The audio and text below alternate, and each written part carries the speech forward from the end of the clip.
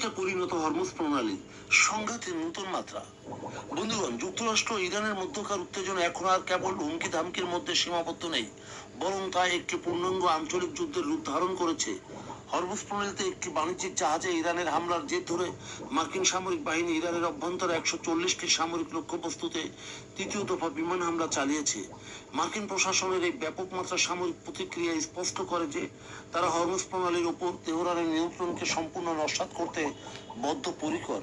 অন্যদিকে ইরানের Islamic revolutionary guard corps অর্থাৎ IRGC কর্তৃক হরমুজ প্রণালী বন্ধের ঘোষণা বৈশ্বিক বাণিজ্যের জন্য এক বিরাট ধাক্কা। যুদ্ধের বিস্তার, জলটানে ইরানের আঘাত ও আঞ্চলিক অস্থিরতা। এই সংঘাতের সবচেয়ে বড় উদ্বেগজনক দিক হলো এর ভৌগোলিক বিস্তার। ইরান কেবল নিজের জলসীমা রক্ষায় সীমাবদ্ধ থাকেনি, বরং জর্ডানের প্রিন্স হাসান বিমান ঘাঁটিতে পাল্টা প্রতিশোধমূলক হামলা চালিয়েছে। এর মাধ্যমে ইরান বার্তা দিল যে মধ্যপ্রাচ্যের মার্কিন স্বার্থ সংশ্লিষ্ট তাদের মিত্র দেশগুলো এখন তেহরানের ক্ষেপণাস্ত্রের আওতাভুক্ত। কাতার, কুয়েত, বাহরাইনের মতো উপসাগরীয় দেশগুলো দ্বারা একের পর এক ক্ষেপণাস্ত্র প্রতিহত করার ঘটনা মধ্যপ্রাচ্যকে এক পারমাণবিক ও ব্যালিস্টিক বারুদের স্তূপে পরিণত করেছে। বৈশ্বিক তৈল বাজার ও অর্থনীতির উপর কালো মেঘ।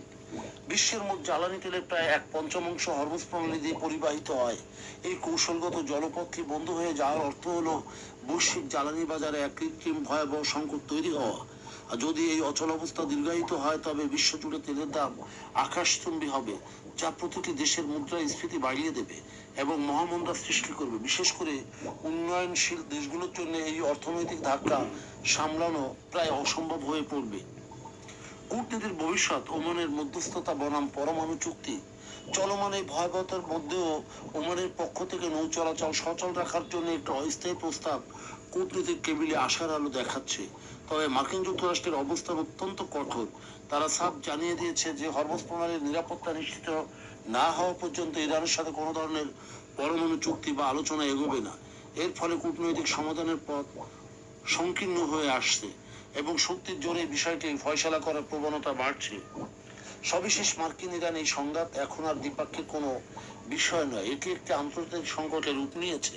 ওয়াশিংটনের সামরিক আগ্রাসন এবং তেহরানের পাল্টা আঘাতের জের কোনোটাই বিশ্ব শান্তির পক্ষে নয়।